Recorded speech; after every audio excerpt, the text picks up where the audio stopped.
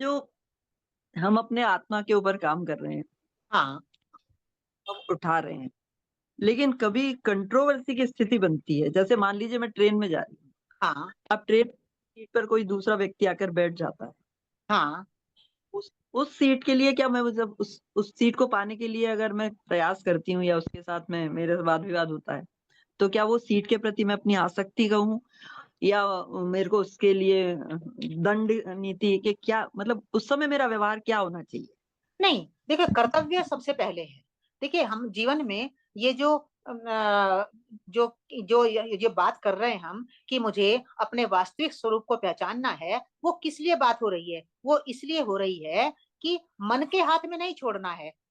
मन के हाथ में जीवन को हमें नहीं छोड़ना है। मन के ऊपर संयम कौन रखेगा? कौन है रखने वाला? मतलब किस कोई तो होगा ना मेरे भीतर, कोई तो होगा इस शरीर के भीतर जो कि मन के ऊपर, बुद्धि के ऊपर, सबके ऊपर संयम रखेगा, लगाम रखेगा, इंद्रियों के ऊपर। तो इंद्रियों के ऊपर लगाम तो मान लो मन रख लेता है। मन के ऊपर लगाम कौन रखने वाला कौन है? मन के ऊपर मैं कहती हूँ मैं अपने मन के ऊपर लगाम रखूंगी, तो वो मैं कौन है? उस मैं को हमने कहा है आत्मा। उस मैं को हमें निकालना है, उसको सोया पड़ा है मेरे भीतर। मतलब मैं ढेरों काम कर जैसे आपने सीट की बात कही, तो वहां पर सीट किसी ने ऑक्यूपाई कर ली है जबकि वो आपकी है। तो आप किस किस उस पर किस बल पर उससे कहोगी? आप अपने मैं को, आपका मैं बाहर निकला हुआ होगा, तभी तो उसको कहोगे कि भाई ये सीट। कहने वाला कौन है? कहने वाले आप हो। तो आप कौन हो? मन तो नहीं हो। आप पूरे अधिकार के साथ उसको कहेंगे कि भाई साहब ये सीट मेरी है, आप कृपया इसको खाली कर दीजिए।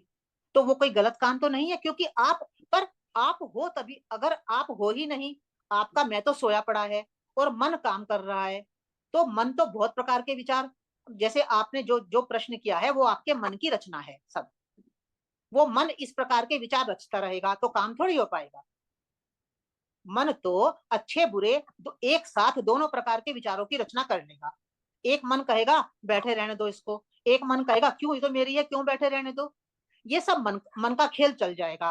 मन का खेल ना चल पाए, आप अधिकार पूर्वक उससे कह सकें, तो ये कब होगा? जब आपका जो मैं है वो इमर्ज होगा, बाहर निकलेगा। हमें अपने मन को नियंत्रण में रखने वाला जो जो मैं है उसको बाहर निकालना है।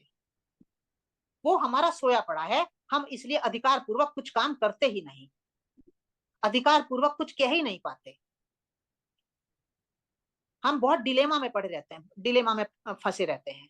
इसीलिए फंसे रहते हैं कि मन तो एक साथ 10 उत्तर हमें देगा, 10 प्रश्न करेगा, 10 उत्तर देगा एक साथ। तो कौन डिसाइड करेगा? डिसाइड करने वाला हमारे भीतर कौन है? जब आपका ये मैं बाहर निकलेगा। मैं चैतन्य शक्ति आत्मा हूं। मैं हूं शक्ति, इस शरीर को चलाने वाली, इस मन को चलाने वाली, इस बुद्धि को चलाने वाली, इन इंद्रियों को चलाने वाली, इस अवचेतन मन को चलाने वाली। तो जो हम बार बार आत्म स्वरूप की पहचान में आना है, आत्म स्वरूप की पहचान करना है, वो क्यों कह रहे हैं? जिससे कि इस शरीर के ऊपर नियंत्रण करने वाला जो है वो बाहर निकल कर आ जाए। अभी वो दबा पड़ा है। भाई मन तो शरीर है ना, मन और बुद्धि तो शरीर के अंतर्गत है। इनको कंट्रोल करने वाला, इनके ऊपर नियंत्रण रखने वाला जो है उसको तो हमें बाहर निकालना पड़ेगा। देखो एक कार है, शरीर हमारी एक कार है, तो वो कार अपने आप तो नहीं चलेगी। उस कार को चलाने वाला एक ड्राइवर होता है, और वो ड्राइवर सोया, अगर सो जाए तो कार ठीक प्रकार चल पाएगी क्या? सीट पे तो वो बैठा है, पर उसको रात सोया नहीं था, उसको नींद आ रही है। तो वही स्थिति हमारी है। मेरी कार है, मेरी कार अच्छी है, पर मेरी कार को चलाने वाला जो ड्राइवर है वो तो या तो सो रहा है, या उसने थोड़ी शराब पी ली है, वो इसलिए वो उसको पता ही नहीं कि मैं किधर जा रहा हूँ। तो जो ये ड्राइवर है, ये मेरे शरीर का जो ड्राइवर है, इसको हमने कहा है आत्मा। इसको हमें हमेशा जगा कर रखना है। तो जो हम आत्म स्वरूप की पहचान में हमें आना है, जो हम बार बार हजार बार उसकी बात लगातार करते रहेंगे, जिसको हमने राम कहा है, तो उसका तात्पर्य है कि जो आप हो उसको जगाओ। वो जन्मों जन्मों से सोया पड़ा है हमारे भीतर। हमने शरीर को ही समझ लिया है कि ये मैं हूं, मैं शरीर तो नहीं हूं।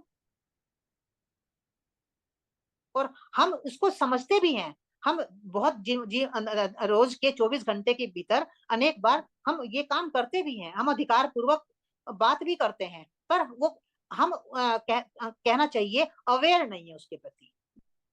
अगर हम कभी कभी बीच में जागृत भी हैं पर अवेयर नहीं है उसके प्रति कि मैं जगी हुई हूं। कोई मान लीजिए, उदाहरण तो खैर बहुत सारे हैं, पर जो आपका उदाहरण है कि कोई सीट पर आपके कब्जा करे बैठा है, तो आप क्या करेंगे? आप यदि आप ज्ञान में हैं कि मैं चैतन्य शक्ति आत्मा हूं, यानी कि मैं शरीर नहीं हूं, इस बात को आपने समझ लिया है, तो आप अधिकार पूर्वक उसको कह पाएंगे कि ये मेरी सीट है, आप इसको खाली कर दीजिए। ये आपका कर्तव्य भी है।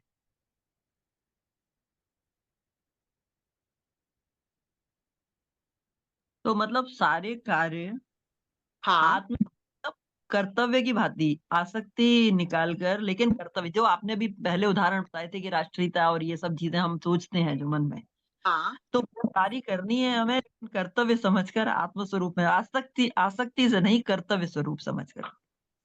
कर्तव्य समझ, कर्तव्य की बात तो तभी आ पाती है ना, जब हम मन की उथल पुथल से हटें, मन की उथल पुथल पर नियंत्रण रखें। जैसे जो महाभारत है वो सारे कर्तव्य कर है। मन में हमारे महाभारत युद्ध चलता रहता है हर समय। एक मन कुछ कहता है, दूसरा मन कुछ कहता है, एक मन कुछ कहता है, दूसरा मन कुछ कहता है। 24 घंटे हमारे मन के अंदर हलचल बनी रहती है। इसलिए कहा है मन चंचल है, मन अस्थिर है। उस अस्थिरता के ऊपर, उस चंचलता के ऊपर नियंत्रण रखने वाला कौन है? वो, उसकी बात हम कर रहे हैं। वो मैं है, वो आत्मा है। उसको बाहर निकालो। हाँ, मतलब आसक्ति रहित होकर, आत्म स्वरूप में स्थित होकर, लेकिन हमें कर्म करना है, अपने अधर्म के उसके लिए कर्म करना है, हाँ, लेकिन आसक्ति रहित होकर, आसक्ति तो कर्तव्य रहित कर्तव्य, होकर, कर्तव्य। कर्तव्य की बात भी देखिए गरिमा जी बाद में आती है। पहले मतलब जैसे मान लीजिए, धर्म के ऊपर तो क्या कहना, मान लीजिए मैं एक दो पार्टियां हैं, एक भाजपा है, एक कांग्रेस है।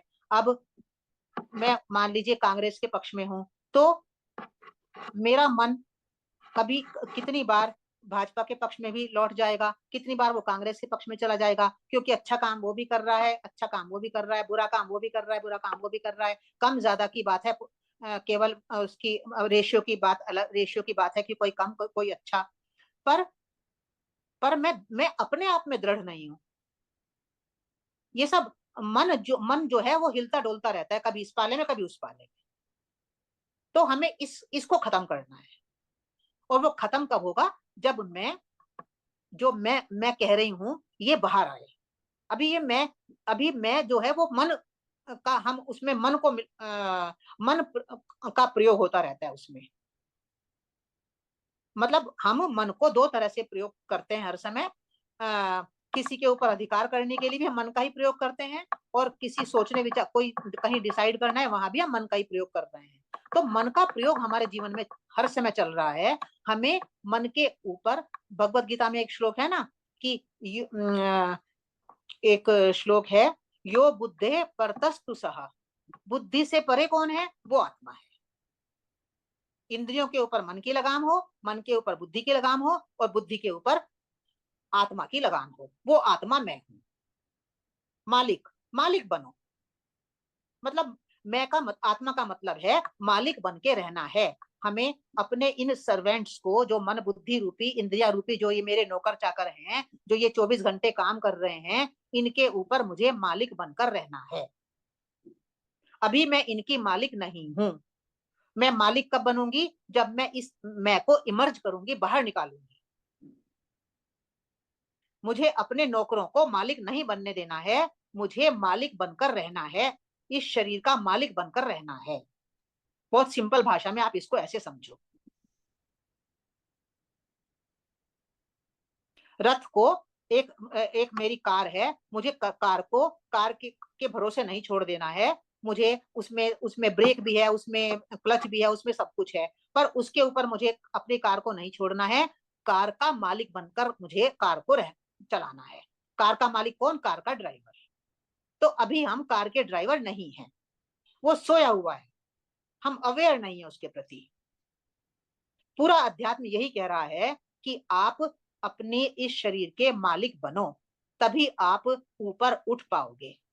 मैंने कोई आया और बस कोई आया और उसने जरा सा कुछ कहा, एकदम मैंने रिएक्ट कर दिया, तो ये रिएक्शन कहां से आ रहा है? ये रिएक्शन मन बुद्धि से निकल निकल कर आ रहा है, बिना सोचे समझे एकदम रिएक्शन बाहर आ जाता है। तो यदि मैं मालिक बनूंगी तो ये रिएक्शन नहीं आएगा। आप करके देखिए व्यवहार में, इसको इसका प्रयोग करके देखना पड़ेगा। हर चीज का प्रयोग आप व्यवहार में करेंगे तो पता चलेगा।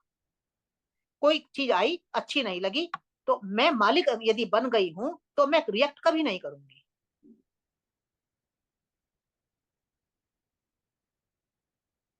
जी मतलब इन व्यवहार में कर करके देखना है, तभी इसकी व्यवहारिकता में जब हम आएंगे तब ही अच्छी प्रकार समझ पाएंगे। सैद्धांतिक रूप से जब हम समझते हैं और उसको व्यवहार में नहीं उसकी प्रैक्टिस करते तो हमें बात कम समझ में आती है।